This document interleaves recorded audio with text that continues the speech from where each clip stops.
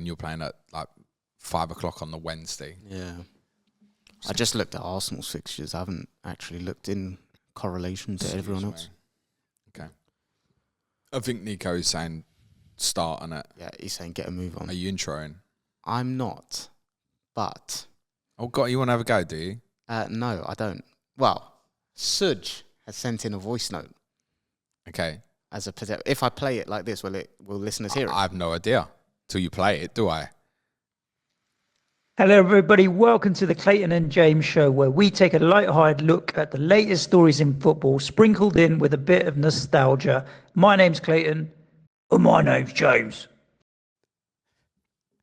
Hello, everybody. Welcome to the Clayton and James Show, the world where I have to do the intro because Clayton and Suj's intros are both shit. Hello, Clayton. How you doing? Hello, James. I'm good. Suj, I don't think it's any better than my one. No, it was a bit wet. But he did give me constructive criticism on my energy. So next time I do an intro, I'm going to have a Red Bull before it. Right. Okay. So it's an intro and an energy problem. Yeah, because I'm quite flat with my tone, isn't it? In day-to-day life, I think I'm quite energetic. But when it gets to doing the intro, I go a little bit like soothing, mellow magic vibes. So I need to up it. People like your soothing voice, I think, quite a bit. Conversationally, not for an intro. Yeah. So I will work on it. Bit dry, like some of the headlines I've seen in the newspapers this morning, as we'll come on to in a second. Plenty to cover on this one. Clates wants to talk about Sir Alex Ferguson a little bit because some headlines would make you believe that he's been sacked by Manchester United. I thought he'd left the job about 11 years ago, actually. We're going to be talking a little bit of FPL challenge, some suggested media ideas for live television coverage from next season, which we're going to I'll probably get our shotguns out for. Euro Club in focus this week is Sparta Prague, got on this day at the end, but timestamp this. At the time that I'm speaking, it's 9:48 a.m. and Thomas Tuchel has been confirmed as the new England head coach for 18 minutes. 18 minutes? Well, that was when it was announced at 9:30 a.m. this morning. I don't see in England's statement confirmation of a length of contract, although all reports last night seemed to suggest 18 months, which Gary Mantle, our Chelsea correspondent, pointed out, because obviously the contract starts on January the 1st, wasn't leaving us with too many hopes for the World Cup because actually his contract would expire around about the last 32 stage. I saw that. Well thought through. I thought was great. So it sounds like Tuchel's going to do the World Cup and I guess potentially more, but that's the minimum it'll be. He's going to be assisted by Anthony Barry, who Tuchel worked with at Chelsea and Bayern Munich. He is English. For people who need a bit of their boxes ticked, you know, it's not just going to be a full coaching contingent of German nationalities. Clates and I had planned to talk about Lee Carsley, but I don't feel like that there's too much point looking backwards now, other than the fact I think he completely talked himself out the job, although according to the FA this morning, Tuchel signed on the dotted line last Tuesday. So what Carsley did last week was irrelevant. They'd already made their mind up. Tuchel was done and in place. I think Carsley's biggest problem, if he'd been appointed, was how was he going to handle the media? Yeah, he would have got eaten alive, I think. And I tell you one thing I do know about Thomas Tuchel, and I know there's plenty of people pro this and plenty of people against it. His handling of the media when Chelsea was an utter circus at the stage that Roman Abramovich had his assets frozen. He kept getting pushed in front of the media every week. And I think a lot of us from a neutral perspective grew a real respect for him. Agreed. That he was having to answer questions that he shouldn't have had to answer. Yeah. So we know that he can navigate that very well. I think he's got a strong enough personality to do the job. Does the England manager have to be English? Absolutely not. I don't understand that whole thing, where it comes from, to be honest. I think Southgate being English when he came in probably helped unite the fan base with the national team, from like the playing staff and fan relationship. But I don't think it was a necessity at all. And going forward, no, I personally don't believe it's a requirement at all. What about you? I'd prefer it to be English, but no, I don't believe it to be a requirement. I think that would be everybody's preference, isn't it? That it would be an Englishman managing the English football team. I think we're long past the stage of it's got to be an Englishman does the England job. And I get it. There'll be people, principle, like, well, you can kind of have a German play for you and stuff like that. I get it, but I feel like we've gone down the path with Ericsson and Capello, as discussed yesterday. And I also think the journey that most England fans have been on over the last 5-6 years has gone from a period of gaining an investment back in the England football team and also then losing it a little bit recently, despite the good results, let's say, in tournament in comparison to previous results, where it became an obsession going into this tournament of just fucking win England. Yep. That's all anybody cared about. And they'll believe they've appointed, it was never going to be Pep, kids. Although I also wonder, had it been Pep, would it be, it's got to be an English manager? Would it have been quite the same reaction? Probably not, no. No, I don't think so. They've appointed what they believe is the best manager to give England the chance of winning the World Cup in 2026. We spoke yesterday about objectives and perhaps Capello not having this is what you've got to do. I mean, essentially, England have come out and said this morning, they said, we've appointed Tuchel and Barry, and we believe they're going to give us the best chance of winning the World Cup. What's your opinion? Just very outright. What's your opinion on the appointment? Are you happy? I'm fine with it. I'm not really pro it or against it. I definitely do share many people's views that I would have preferred it to be an Englishman, but I like him. I also reflect on discussions we'd had about him in relation to Manchester United and saying, maybe it's only a short-term thing with him. Maybe that's why. And I can't see in England's statement this morning anything that says factually what the length of contract is, although it's widely been reported as said that it's 18 months. Maybe England have even viewed that themselves and gone, don't want to get tied down to 6 years here, because it seems like you get a couple of years in and he starts getting fractures with people. See, I think a lot of that at a club level historically has been related to transfer dealings and stuff, though. I'm not sure that will necessarily translate to the problems he has to face at an international management level. Wham, that Chelsea was obviously really tough for him. Yeah. And then obviously the new ownership came in. Clearly there was a clash straight away. I think he's an excellent tactician. I've always had that view on him. My view on him from a Manchester United perspective would have been, I don't know if this will be really good for them for 2-3 years and then they'll need to replace again. What's 2-3 years over an international span? It's not the same, is it? No. I don't know. But I almost feel like it feels right that all parties have gone, let's do the one tournament and let's look. It will create probably an awkward narrative in the build-up to the tournament, assuming England qualify. Where it'll be like, is he going to stay afterwards? And it might be before the tournament, they reassess and go, qualifying was really good, everyone's happy, let's put another 2 years on this, maybe. And of course, the following tournament will obviously be here, the European Championship 2028.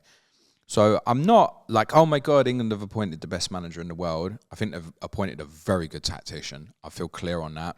I think he's proven that he can win big games. His record in cup competitions is pretty good in terms of regularly getting teams to final. I think Chelsea to 3 finals in one, 2 domestic finals in a Champions League semi-final. Well, he won the Champions League. Won it, yeah, when there was no expectation when he walked in the job to win it at that point. So I think he gets the best out of the resources that he's got. I also think he can be a bit volatile if things don't go his way. And I don't know if we want that as necessarily representative of us when we knew Gareth used to carry himself really well, I think. But, yeah, I don't really feel anything about it. My dad said to me last night, he was like, you happy? I'm like, really give a shit what England do, really. Like, let's see what the qualifying draw is. If the qualifying draw is easy, then nothing really matters till we get to that tournament in 18 months' time. And ultimately, as per the discussion on Capello yesterday, he'll be judged on whatever he does at the World Cup, right? Yeah. I'm very pleased with it, personally. Okay. So when I was assessing Southgate, I was one of the people that thought it was time for change and thought we needed something, I'm going to say different than better. Because you were clearer about that than me going into the tournament, the Euros. There's 2 sides to Southgate's England management, in my opinion. There's the man management side and then the tactical side. Like, if I can just use those 2 pillars for discussion. I think the man management, no one can debate, really. I think what he did in terms of uniting the fan base, like I said already, and that kind of chemistry within the group, you could just see it. Like, I used to watch a lot of the content they put out on YouTube, and it did look like a real tight-knit community, I'm going to say more than family. But the tactical side of the game, like, we can debate the outcomes of, like, yeah, he got us to a couple of finals and this and that and best record, but I'm one of those people on the side of, I think the draw played heavily into that. And it's not to diminish what he achieved. I think it's more when it got to playing those top teams, in my opinion, I think he looked tactically out of his depth. And again, I'm not trying to diminish what Southgate's done.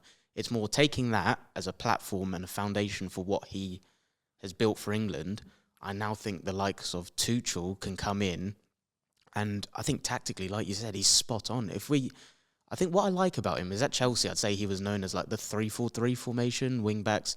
I wouldn't say that's his identity everywhere he's gone. When at Dortmund, he'd done a different system, PSG a different system, Bayern a different system. So I quite like that he's quite flexible with that, and his ability to react to what's going on, I think at the top level is much needed. And I think what Southgate was good at is in international football. I know there's a big clamour for like this kind of exciting, attacking, offensive football.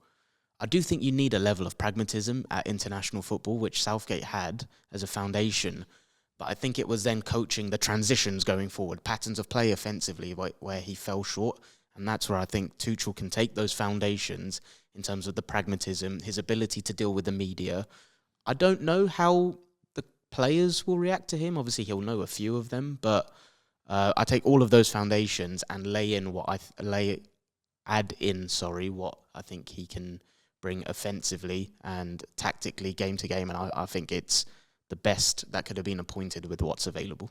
We did a pod after the Euros about the job CV that England had put out, and it's worth saying they've said in their statement this morning that several people were interviewed for the job. So they haven't just gone for their first one. It sounds like it's been a process. God knows how they've kept it all under wraps. Fair game to them, actually.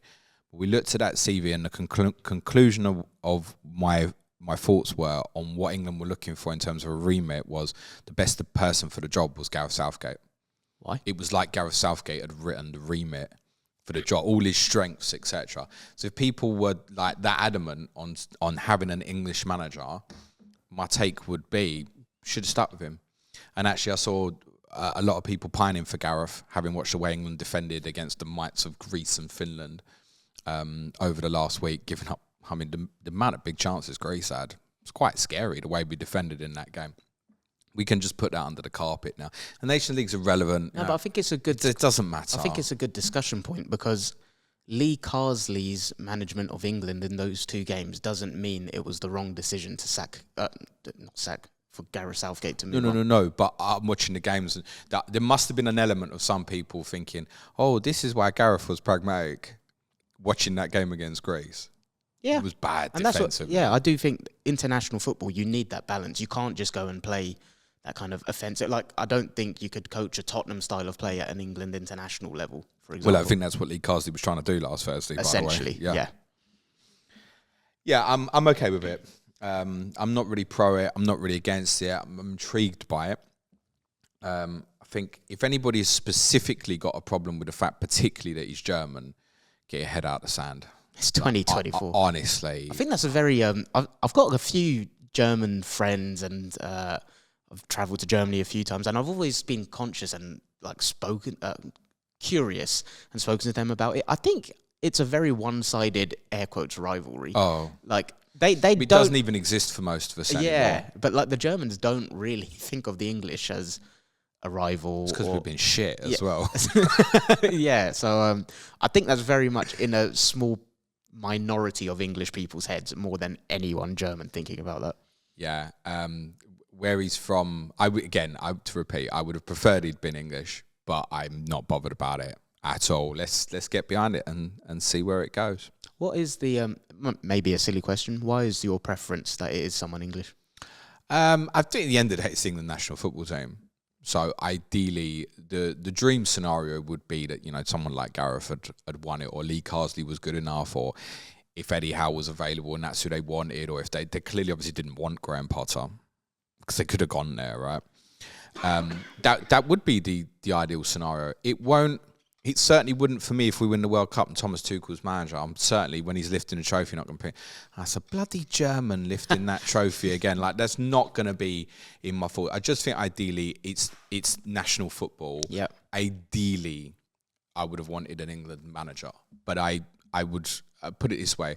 If you ask me, would I rather Tommy Tuchel. We were at that stage. Oh, he's now. going with the nickname Tommy already. Tuchel. He's on a first name basis. Tommy Nicknames. Tuchel or Lee Carsley was doing the job. Like, if you said to me, like, appoint one of them, go on then, do you really want an Englishman? I'm like, yeah, I'll have Tuchel, thanks. Yeah. Because Lee Carsley might become a really good manager. He is not ready to be doing that. I'm absolutely certain of that. And what I watched over the last 2 England games. We did obviously think Thomas Tuchel might get the Manchester United job. In fact, I'm pretty sure this time last week I said I think someone might be being a little bit naughty. Yeah, you did. Because I think it might be Tuchel's camp saying, Manchester United, I'm here, and they might be interested in something else. Little did we know that pen had hit ink. Pen had hit ink? Ink had hit paper, sorry. I'm good here, aren't I? Do you want to do the intros? Ink had hit paper last Tuesday. But Manchester United have been in the news a little bit. Go on, Clayton, tell us why. Yeah, so you said earlier there's some people that are saying Ferguson's been sacked. So I'm just going to read word for word the statement and let people interpret it. Whose statement is this? So this is from the BBC Sport chief football news reporter, Simon Stone. So I thought it was Dan Rowan, but there you go. The headline is Ferguson to leave Man United global ambassador role.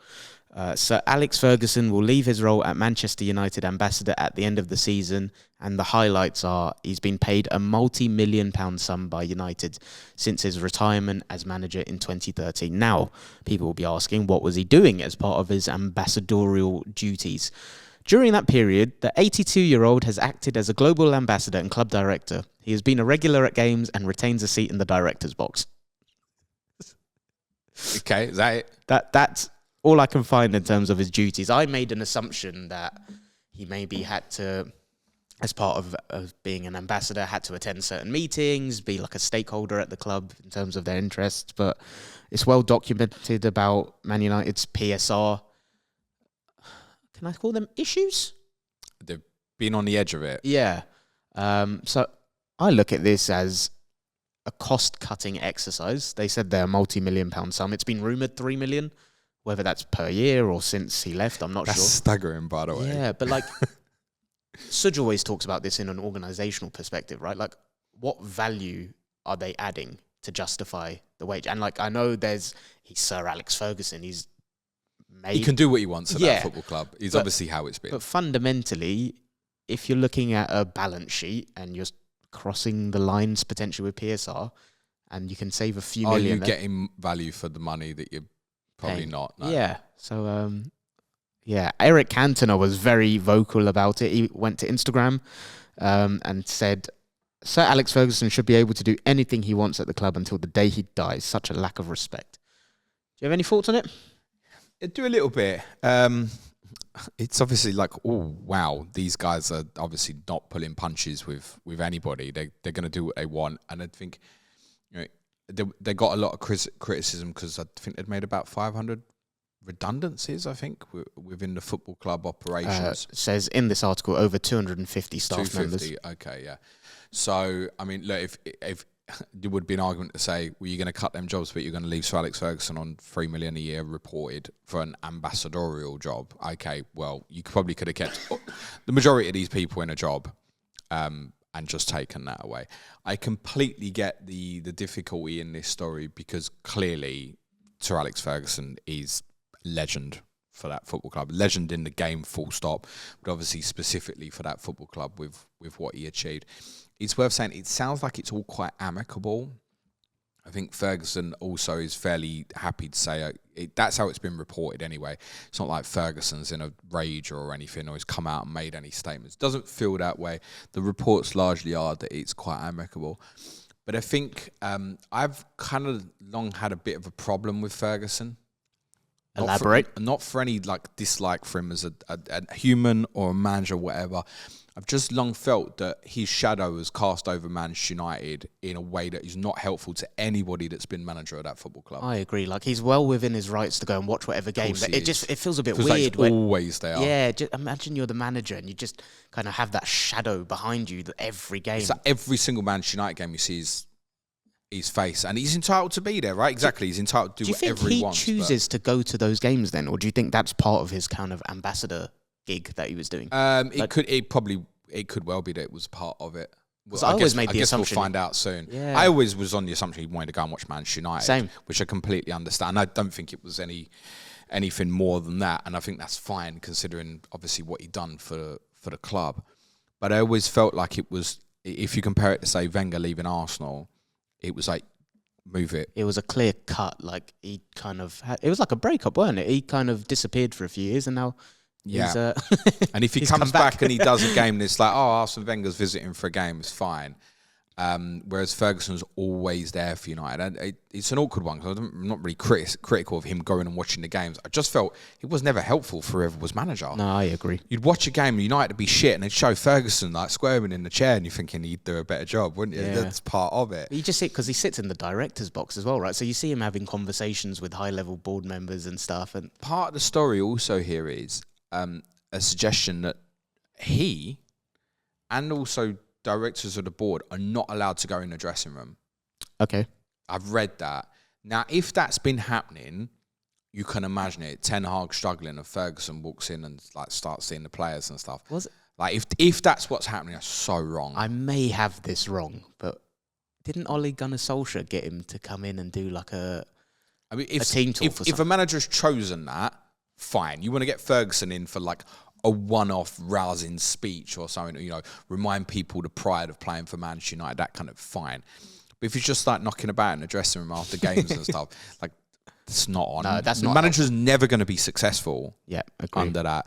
And I did think if it was something that might have even come from Ten Hag, As in, like, if get these people out of my dressing room. I'm not saying Ferguson specifically, but like if it's true, like directors of the board is what was mentioned as well, like hanging about in the dressing room, get them out. Yeah, there's no place for them to be. No, it's interesting. I didn't know A, he was being paid as an ambassador. And B, I just thought he was kind of going to the games as a long-term Man United legend and fan. So yeah, that was news to me. I wonder what Sir Alex Ferguson would have made of doing halftime interviews, Clayton. I don't know what he would have thought, but I can ask you what you think of it.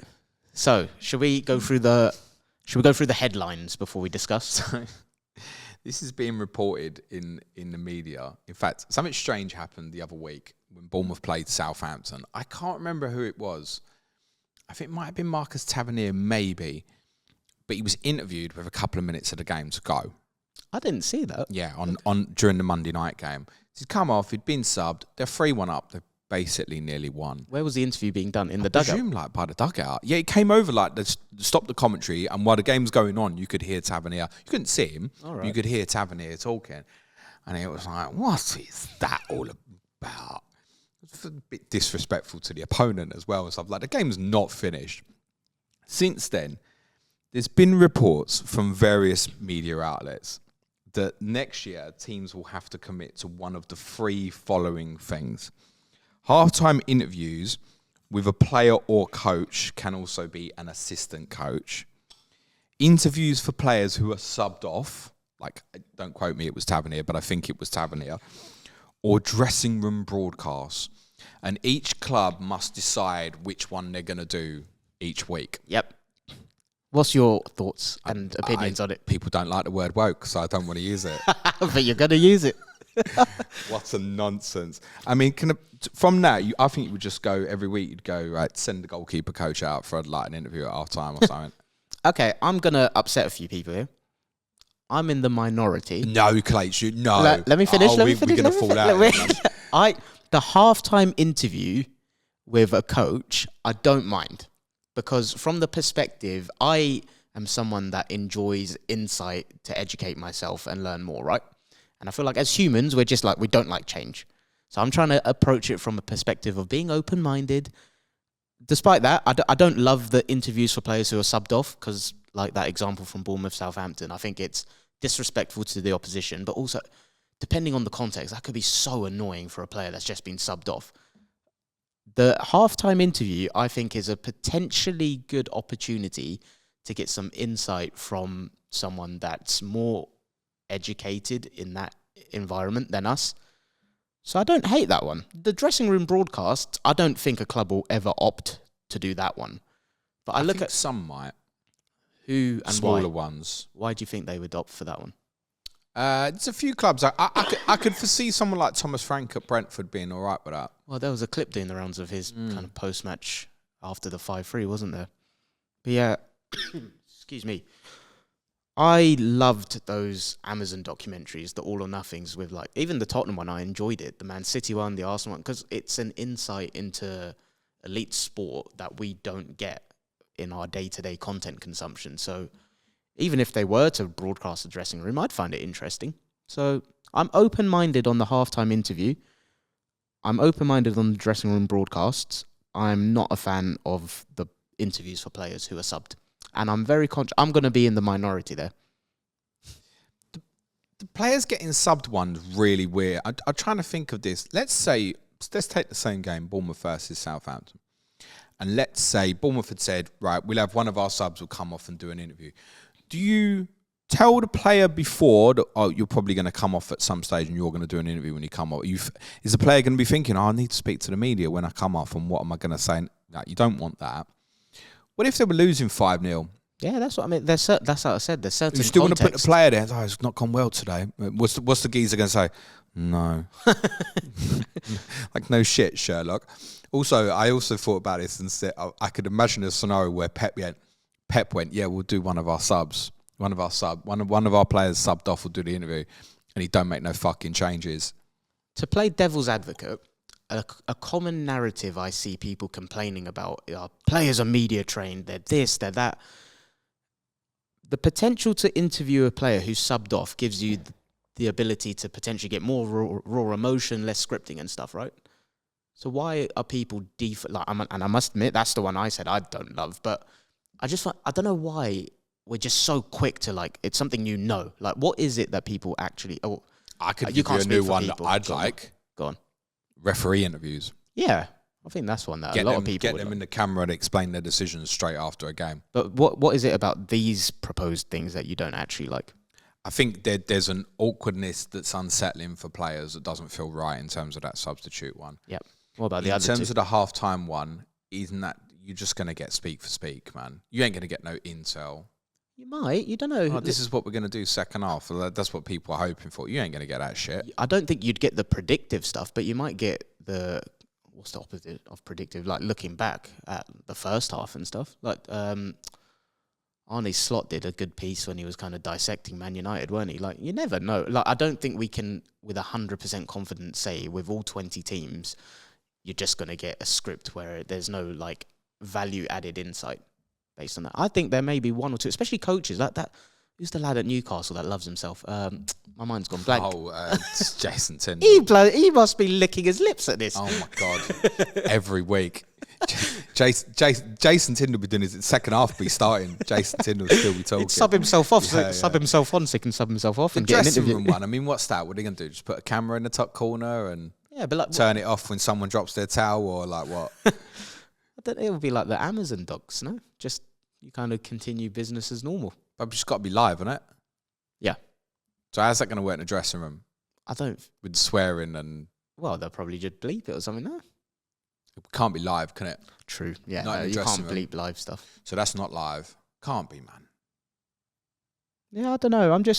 I find it very fascinating that whenever something new is proposed, I think People don't like change. Yeah. You always say that, yeah. It's like change is always deemed as like a threat, but I always look at it as like an opportunity. Like, it's something new. I think there's a potential for further insight and education than we have already. And I think a lot of the things people complain about are potentially new solutions through some of the proposals. Okay. We'll agree to disagree. What about change to FPL? I hate it, mate. So, let's be honest. FPL challenge is a bit wanky. Sorry if people don't like that opinion. I've been doing it for shits and giggles with many of our patrons, just spending a minute on a team every week and forgetting about it. I haven't actually played any of them this year. But what they're doing over the next 4 weeks has caught a little bit of attention. And I'll read this out for you. It's titled Test Lab. Shape the future of Fantasy Premier League by joining in on our experiments. This series we're running 4 tests that focus on earning points through different players and play styles. What new FPL assets become must-haves? Right. He loves it already. Must-haves. Essential. Fuck that shit, man, honestly. Right, anyway. But they've said shape the future of Fantasy Premier League. They've called it Test Lab. And they're doing 4 weeks where players will earn different type of points subject to what they do. So in Game Week 8, you can pick ball winners. Interceptions and tackles are worth 1 point. Free recoveries are worth 1 point. João Gomez this week, you can have that for free. Playmakers in Game Week 9, key passes and crosses worth 2 points. Andreas Pereira, you can have that one for free. Game Week 10, foul play. Fouls won are worth 2 points. Fouls conceded are worth -1 point. Bukayo Saka, I will see you now. And Game Week 11, accuracy, shots on target are worth 3 points. Checks fixtures, Erling Haaland is at Brighton.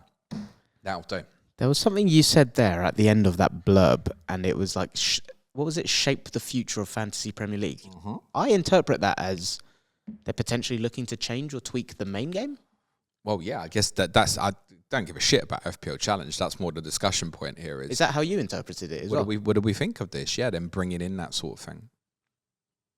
Are you asking me with a view to potentially... But they're going to do these things and gather feedback and see if people like it or not, aren't they? I think the challenges, I think, are quite cool. But would you want these things brought into the main game? So this is why I'm a hypocrite, right? I'm talking about change and this and that, but I don't like change. You don't like change. I quite like FPL as it is.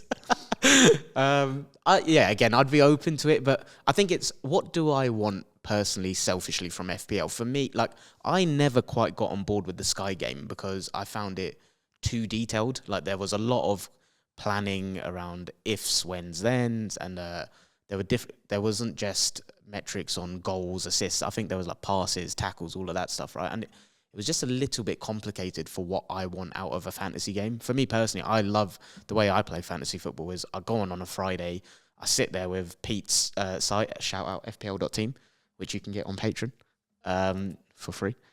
I just quite like a 5-10 minute spell of just sitting there, looking at all of the things, making my decisions. If it then adds in a layer of complexity through some of the things you said there, interceptions, tackles, it's just not personally what I would want from a game. So I like the idea of them kind of testing it through a challenge format separate to the game. I think that's quite cool. People can get involved with it. I probably will, to be fair, to see what it's like. But the actual game of FPL, I know there's always discussions every year, isn't it? Like, what would you change and this and that? I think it works quite nicely, personally. Yeah, I think, it's always a question I always get, what would you change? Not a lot, really. What about the chips? No, it is what it is. Like, it's fine. I'm one of them who's very much, give me the outlook and we'll just get on with the game. Because I've played different formats that have different things. UCL Fantasy has ball recoveries. Sky did have your passing tackle, shot tiers, etc. So I just think that there's different formats of the games. If it was all brought in to that detail where you bought in everything, points for shots on target, ball recoveries, all that sort of thing. For me, I'd be like, fine, that's how the game's going, we'll play it. But I think for the majority of people, simplicity wins out in FPL. Yeah, and we speak a lot. That's why it's so popular. We speak a lot about who are their target market, right? We ain't it. Yeah. It's interesting they're looking at that. Fair play, like they're open to getting feedback and stuff. But the flip side of that is, as you were talking, I was thinking we play the Champions League game, right? And in there's interceptions, ball recoveries. I don't think I've ever picked a player in that game because I think they're going to get certain points on ball recoveries or interceptions. I still pick the players that I think will score the most goals, get the most assists, keep the most clean sheets. Yeah, it's also, though, quite a lot shorter format, targeting fixtures, things like that. With, say, UCL. If you were looking at a longer term, one of the big things that's always said is, your Kantes as a great example. You could never pick for FPL despite how great he is as a player, or was as a player. Still is, actually, judging by the summer. And that brings these sort of players potentially into play. One thing I did think, though, if you were to bring all this scoring in, people score more points. People like scoring points. Yeah, that's true. There's more routes to points, and your average per week isn't going to be, I need a score of 70 on an average to win FPL. Maybe you need a score of 85 on average to win FPL. Maybe there'll be a lot higher scoring if they went through it. I would think, generally speaking, that the simplicity of the game is what works best. Yep. So by all means, do these challenges, and it's good for the research, etc. I would neither be pro or against, but I think most people generally, in terms of the masses of everybody, the simpler the game, the better. Yeah, I agree with And that. the thing that they did best this year, and why I think a lot of people are enjoying the challenge this year, even if maybe ranks might not be so good, subject to where you are, they got the pricing right. Yep. That's the best thing they did this year. Forget your mystery chips and this, that, and the other, and the rolling of the additional transfers. The pricing is the best that it's been for many years, and that's why there's a challenge involved at the moment where it's difficult. You know, I'm with no Haaland, right? You're with Haaland, but you're like, oh shit, I can't have him, and him because I'm doing that. The challenge is better and stronger this year because they got the pricing right. They did well. Well aware that it's going to be based on feedback, but do you think they will make a change to the main game? No, neither do I. No, because as well, I don't think FPL Challenge has been as popular as they'd have hoped either. It was about 300,000 playing or so. Okay. There'll be plenty of people listening or watching this ain't in that group, and there'll be some that are. But yeah, it's not I remember when the idea started, it was like, are you going to do content on it? And I was like, for what? What, 30 seconds on our weekend preview podcast on Patreon and say, this is my challenge day. We ain't even done that. No. So, there's no interest in that. If they made the changes, make the changes, but I don't necessarily think it would be right for their global appeal of the game, personally. Yep, agree. Euro focus, sir. Yes, sir. I didn't have a segue from FPL I was trying to think of one as well. the Czech Republic, other than Thomas Souček for aerials or something, maybe. Nice. So, from Thomas Souček to Sparta Prague. So, have you ever been to Prague? Yes. Have you? This is patron stories here already, mate. Okay. That was my first European tour, was to Prague. Tottenham? No, mate. Oh, okay. No, With Crystal Palace, you dick. Oh, no, I wasn't sure if you meant like a stag do or something. Basically, I meant to say football. No, I haven't got friends. Of course it was with Tottenham. 2008, UEFA Cup. Wasn't Sparta Prague, though. It was Slavia. Slavia! Okay. I say Slavia because there was a guy who bought a champagne in a club in Prague, and that was all he knew to say to us was, Slavia! Nice. Weird. No. We gave him the slip. Prague is a lovely place. Prague is a brilliant city. Yeah, it's funny. When I've been doing the research on the other teams, I think, especially the Shakhtar one, it's like everyone knows Dynamo Kiev.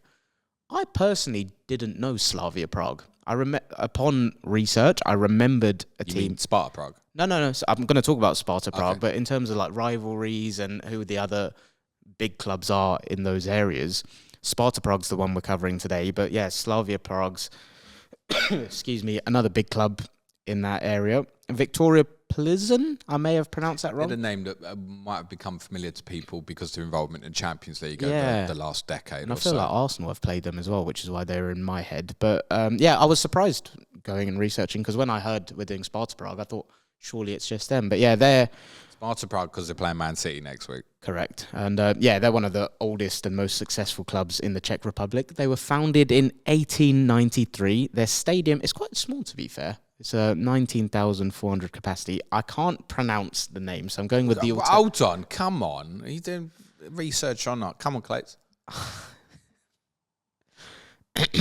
It is the Generali Seska Pojistanovna Arena, a.k.a. the Letna Stadium.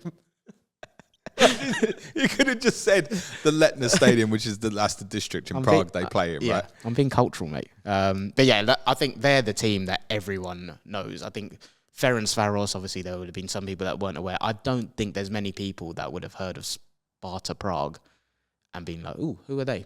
Would you agree with that? Well, just by definition of name, you know instantly where you are. Yeah. Karabag, Ferencváros doesn't tell you a story of where the team's from. No. The two big teams from Prague, obviously Sparta and Slavia, are both Prague or Praha, I think it is technically. Yeah. But yeah, some famous players have come from there. So Pavel Nedved, Ballon d'Or winner. Did he play for Sparta? He did, yeah. Petr Cech. Yeah, he was a good goalkeeper. Him. He was, yeah, it wasn't too shabby, except for his stint at Arsenal. Really? I wasn't a fan, I'll be honest. No. We'll discuss that another time. Jesus, you'd watch Szczesny before that. Do you know the third that I'm going to say? Did you see that Ronaldo Szczesny interview? They see each other. And Ronaldo was like, you had to retire to end up at a big club. Which Ronaldo was that? Barcelona, isn't he? Yeah, Cristiano, yeah. No comment. The third player I'm going to mention, who was one of my favourite Arsenal players, Thomas Rosicky. I absolutely loved watching him. Shame about his injuries. Was a great little yeah, player. he could proper hit a football. But all from Sparta Prague. And yeah, they've been the most dominant team in the Czech Republic. Their titles, 36 Czech league titles, 14 Czech Cups, 3 Czech Super Cups. And it's interesting. I think most listeners would have heard of them and be familiar with them. I remember them from the Champions League, like way back when. But looking at their history, they haven't really gone on and had like a standout campaign in any of the European competitions. So that was something that surprised me. They kind of completely dominate Czech Republic football. But when they get to the European stage, they obviously have competed in the Champions League and the Europa League. But they haven't really gone on to do anything formidable in those competitions. No, there was the primary source for obviously great Czech teams of the past, but the good Czech players now will leave that league. Reality, right? So if you looked at the younger age groups, I'm sure Sparta still provide a lot of players towards them. But no, most nations have had, Ferencváros in the 60s or Honved before that. Azerbaijan are kind of a new developing nation, wouldn't consider that way so much. But you've had Steaua Bucharest win the Champions League. You've had Red Star Belgrade win the Champions League, both back in the late 80s. Whereas Czech teams never been close. I don't think Czech teams ever been in a final of European competition. I'm not sure. I think the best they've done is one semi-final, I think. Okay, I didn't even see that. I saw that in the 15-16 Europa League, they got to the quarterfinals. They beat Lazio 3-0. Wasn't that Slavia? I've got it as Sparta. No, you might be right. Yeah. Might be right. I hope so, because I was literally reading it No. and writing it down. I know Slavia got to quarters recently as well. So sure. But yeah, they did draw against Chelsea in the Champions League in the 03-04 campaign. Whoop, whoop. Yeah, so nothing amazing on the European scene, but like you say, unfortunately, a lot of their kind of players that are born and bred there do go on to play for other clubs in other leagues. Is that all you got on them? Yeah. Okay. I'll he's gonna outdo you again. Yeah, a little bit. Yeah. I mean, there's one particular bit I can't believe that you haven't mentioned historically from them, but I wanted to mention Daniel Kretinsky, who's the owner, because he's obviously a major owner within West Ham United as well. Oh. So those two clubs are a little bit linked. I found out that they had some success in European competition back in the 1920s. Whoa. Yeah, exactly. Where there was a competition formed primarily for major clubs in Prague, so the capital of Czech Republic, Vienna, Austria, and Budapest, Hungary. So it would have included the likes of Ferencváros, like a kind of a European Cup. And it was called a central European Cup tournament. It was like a precursor to before the Champions League and European Cup, where there were games being played regularly in a competition format between some of the big clubs in Central Europe. Now, this predates even before the FIFA World Cup. Wow. So, yeah, European club. I'd never known this till I had a little look at them. The other thing is the kit they play in. It's like a maroon. Yeah, it is. It wasn't always that way. Okay. It was originally a red. And the reason it was red is because someone travelled over to England in the 1900s and watched Arsenal play and brought back an Arsenal kit. Oi, oi. So there you go. Nice. So technically it spawned from Arsenal. There's also another link, I believe, between Sparta and Arsenal. I'm pretty sure Thierry Henry broke the Arsenal goal scoring record playing against Sparta Prague. Did? You're right. I didn't even remember that. Jesus. I thought my memory and trivia, I'm not good with that stuff. Don't ever invite me to a pub quiz. Give that one for free. Interestingly, when you see their badge, you might be like, why is it blue, yellow, red? The yellow and red was the original colours of the city of Prague historically, and the blue was like representative of Europe. So that's why if you see their badge, you're like, what's blue, yellow, red got to do with them? That's the reasons why you'll get those colours on their badge rather than the maroon, of the colour of the kit. So I don't know why. Just gradually the kit got darker. I don't know, maybe they'd put it in with a black kit and it moved towards a maroon colour. I don't know. But I've only ever known them to play in that maroon colour. But yeah, actually, the dark red of theirs, or the red in the kit, actually it spawned from an idea from Arsenal. There you go. Nice. And I went to Prague in June, July, and I don't know why I didn't think. Whenever I go to a European city, I always like to try and go on a stadium tour or try to see a game. To be fair, it was a stag do, so that's probably why It's I did a pokey little thing. When I went over, we drove past Sparta Stadium. I don't remember seeing it. It's tiny. Yeah. It's tiny. It doesn't even specifically look like a football stadium outside.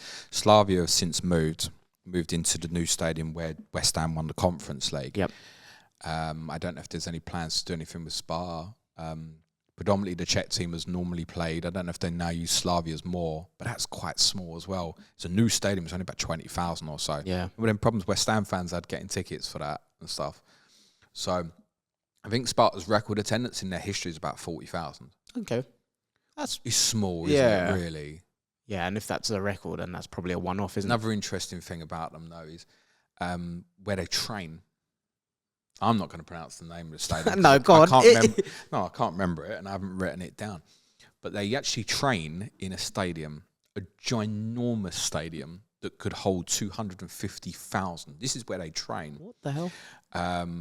It's just a huge, monstrous bowl, which actually is so big, it's now converted where it's got within the stadium grounds 6 full football pitches and 2 futsal-sized pitches. Wow. Was it ever historically used for just football? 250,000? Yeah, but I don't know if it was ever used by the Czech national team or something. It was just a huge stadium. Jesus Christ. Fair play. It could have held 250,000. They still train there. That is unbelievable. Is there anything from there that can be used as the segue to on this day? Maybe Thierry Henry breaking the record? What have you got for me today? That would have been around about, I'm going to guess, 2004. Oi, oi. I don't know what year it was. I feel like that Henry might have been later, actually. It was 05, I think. I don't know. I'm been about that time. I'm genuinely useless with stuff like that. I feel like it was the year you got to the final. Oh, so 2000. What, Champions League final? Yeah, so probably would have broke the record in 05, probably in a group stage, I should imagine. 2004 is the focus of On This Day today. Quite a short one. I didn't find too many actual memorable games on this day. I nearly told a story of my first kind of trip away to a Big Six opponent, excluding the enemies of Arsenal down the road, when I went to Old Trafford in 1993 and Brian Robson severely injured Teddy Sheringham and very much disrupted our season. I was 9 at the time. But I'm going to tell a game from 2004 between Manchester City and Chelsea at the Etihad. This was Jose Mourinho's first season in charge of Chelsea, and they were putting up some staggeringly good defensive numbers, some numbers that still stand to this day, I believe. 15 goals conceded in the season. I think you mentioned that stat the other day, we spoke didn't about you? it. I want to say it's 16, but Was it 16? I don't definitively know that. It was between 14 and 17. Absolutely staggering. They went into this game, and bearing in mind, what are we, October the 16th, they'd only conceded 1 goal at this point, which was a long-range effort from James Beattie, I believe, like 1 minute into a game that they inevitably went on and won against Southampton. Extraordinary defensively. Sorry, you were correct. It was 15. Thank you very much, of course, sir. I think fewest goals conceded away in a season at 9, I think, as well. Correct. That's batshit. Yep, according to Wikipedia I've got in front of me, that is correct. Although I think we'd add in and say Arsenal have only conceded 5 away goals this calendar year, I think. Sounds about right. Yeah, I don't know what the actual number is, but it's up there. I'm sure it was 3 before the Man City game, so let's say 5 now. Hopefully a few more conceded in forthcoming weeks, Clates. So Chelsea are obviously trying to challenge Arsenal. Had obviously been invincible the year before. It started great, right? And around about this time, you'd had a couple of sloppy results. I remember you conceding the lead at Crystal Palace, and they'd just been promoted. And Chelsea was just like this juggernaut that was getting criticised a little bit for its style, but no one could score against them, and they were winning games. And invariably, when they did play a weak team, they might beat them 3-4-0 and just disappear, and you'd forget about it. And it was so strong. That season in 04-05, they lost only once. And that was this game to Manchester City. Oh, wow. Who were some of the players in this Man City team then for 2004? They were poor. Yeah. They were poor. This is the Manchester City who, circa 8 months earlier, had been 3-0 down at White Hart Lane in an FA Cup full-round replay and won 4-3. Wow. But yeah, they were not great. Nicholas and Elka up front. I think their 2 used substitutes in the game were former Liverpool legends, Robbie Fowler and Steve McManaman. But yeah, I'll read you the City team. It's not great. David James in goal, who had just lost his place in the England team. He'd thrown in a bit of a clanger against Austria, and that's a point when Paul Robinson took his place in the team. If you ever see the highlights of this, James is proper emotional at the end of it. Oh, like wow. a little bit like, oh, you're celebrating a bit too much. But he made some good saves, particularly one from long range from Frank Lampard in the game. The Fug, Ben Thatcher, as my dad always calls him, the Fug from Wimbledon. Sylvain Distin was a good centre-back. Sunji Hai, Chinese player, went off injured in the game. Danny Mills, Richard Dunn in midfield. Paul Bosvelt, who assisted the goal, played long ball over the top, won the ball back and just like sent Anelka racing away. And as the ball's going over the top and they're reaching the area, greasy pitch, pissing down. Ferreira and Anelka, Paulo Ferreira and Anelka clash. Anelka goes down. Ferreira arguably could have been sent off. Feels like probably the right decision though, because ball was heading away from goal. Howard Webb was the referee long before 2010 World Cup final. Antoine Sibierski also played for Man City. Sean Wright-Phillips, who obviously would go on and join Chelsea not long after this. And Jonathan Macken played up front with Anelka. Yes, Macken, who scored that winning goal against Tottenham in that FA Cup replay. For Chelsea, Petr Cech in goal. Back four, Familia, Ferreira, Carvalho and Terry as a partnership was phenomenal. William Gallas played left-back for Chelsea so much that season. Midfield, Thiago, Makaleli, Lampard, and then you had Duff, Johnson and Mattia Kesman. Kesman didn't score till about March, I don't think, which also makes Chelsea's run to winning this title quite remarkable as well. Yeah, fair play. Where was Kesman playing right wing? I always thought he was a striker. No, he would have played the 9. Good Johnson probably would have played a withdrawn role. There's no Aaron Robben here on this.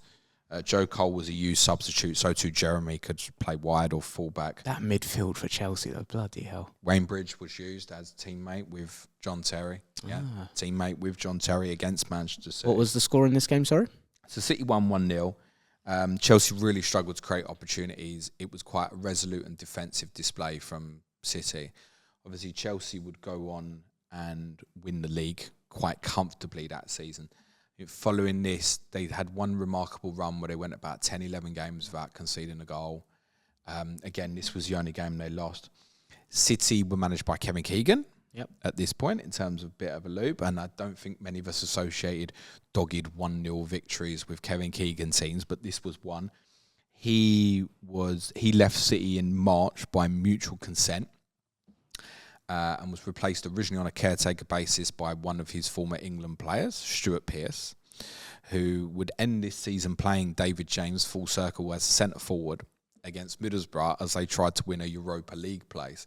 Keegan had gone with City 12th and kind of blown several opportunities to get in contention for European football. They then went on a pretty remarkable run under Pearce, got themselves into contention, but couldn't beat Middlesbrough, who would finish above them on the final day of the season, with David James, yes, up front for Manchester City, in one of the most unique things any of us have ever seen in a Premier League match. It's interesting watching this back now and knowing what the two clubs became, knowing that at that time Chelsea hadn't won a title for, I think it was 50 years at the time, and City were wank, frankly, it was shit. The money would come in for them a few years later. Always had the good odd individual player like a Wright-Phillips or an Anelka. They had some decent attacking players. Richard Dunn was okay at the back, but yeah, defensively were never great. It was a team you fancied playing that City. All through the 90s and the early noughties. It was a bit Spursy, actually, to be honest. They were always a side you fancied you'd get a good result against. Fair play. No, that Chelsea defensive record blows my mind. I think, especially now, because kind of watching my team, Arsenal, who I think defensively are great, and just knowing we're not going to get close to that record. Like, it's absolutely mind-boggling what they've done. Yeah. Do you think it will ever be beaten? I guess never say never, but 15 goals conceded in the season. How many you conceded now this year? Right now, I don't know. I mean, the way football's gone now and the change in style.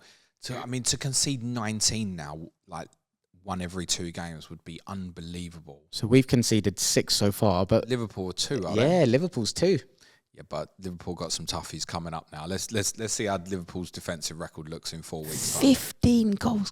I'm sure I remember. It's staggering. I'm sure I remember watching that year on Premier League years, and there were like a couple of set pieces, penalties, like a couple mistakes as well. I don't think they were like 15 goals where they were just carved open either. I think there were a handful that were like... didn't carve Mourinho teams at Chelsea. That's what I'm saying. Like, I think a few of them were like dodgy goals as well. So like that is... I can't wrap my head around that. No, I mean, for all people know my opinions on Mourinho, but what he achieved, I know the money was there, but that's one phenomenal achievement, how good they were defensively. That is on this day from 2004, which was a bit shit because there were a lot of October 16th of international football, and thankfully we can park that now for a month.